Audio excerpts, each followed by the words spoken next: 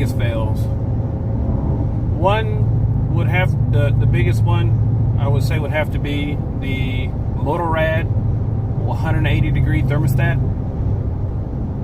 Put it in, had the floating needle at 12 o'clock position, working fine for months, many months. Even though I didn't have the fans adjusted, it kept the engine temperatures while driving on the highway around 188, 189 degrees consistently, even when it first started hitting 90 degrees around here. Mind you, I did install it in the winter, and even in an island in the city, once I got going, it would drop it back down to 189. So not sure if I just had a faulty one and it somehow got stuck in the closed position, which I thought by default their safety feature was if they get stuck, they would stay stuck in the open position. What was not the case, as you can see in a previous video, because my temperatures were getting all the way to 233 degrees. So it obviously was not in the open position, because I would basically drive around for over an hour, get home, and I would place my hand on the radiator. If you don't know what you're doing, look it up first, learn something. I'm trying to drop some knowledge today. But the biggest thing that you'll notice is thermostat's not opening, it's not letting any coolant go through to the radiator. If no coolant is going through to the radiator, that hot coolant that goes through there and the air helps cool it off and send it back through. If there's no coolant going through it, there's no hot coolant to go through it to heat up the temperature of the... Well, before we were so rudely interrupted by me running out of space on my card, my SD card, and realizing I still had 30 some odd gigs open on my phone itself, on the phone's hard drive. So we're back in the game, baby. But we were talking about the thermostat overheating. But yeah, place your hand, you only have to touch the radiator. If the radiator is hot, thermostat's working.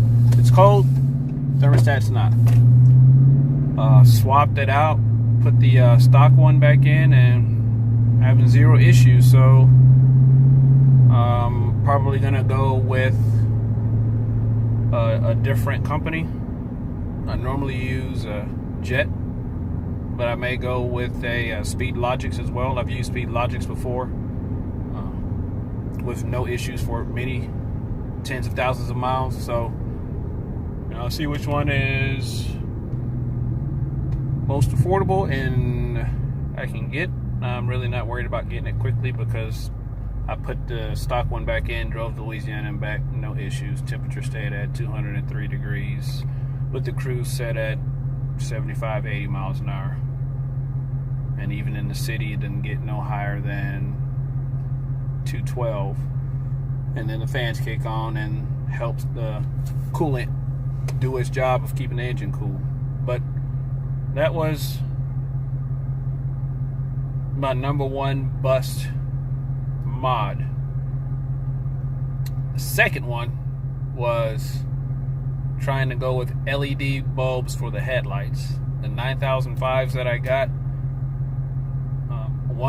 before I even just thought about modding the dust caps on the back side, I wanted to see what the light output was like, which the color came closer to matching the fog lights, which is what I was looking for. The bad part was there was a dark spot in the middle, and that's because of the way those LEDs were made. They were basically made like this with LEDs on either side, nothing on the tip. And this Charger has projector headlights, so you would think all the light it grabbed, it would shoot straight out.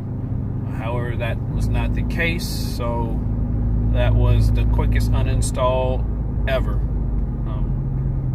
Might work for other applications for someone else, might work great for someone for fog lights, but as far as for headlights, you either need to go halogen or you can go HIDs. That's my opinion.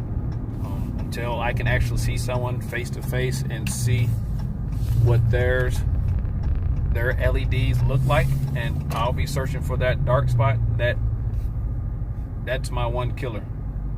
I don't even care how bright it is. There's a dark spot in the middle. My OCD will kick in and we will have to get that rectified. That's my 2 fail mods. Intake.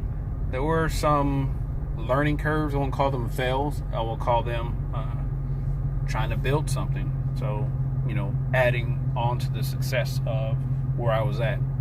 Everything I had done was always an improvement from the stock intake.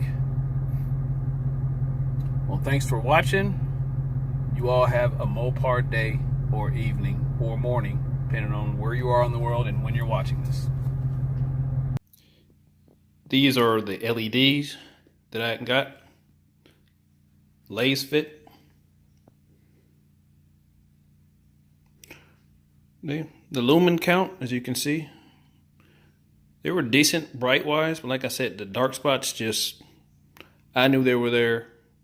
They were a deal breaker for me.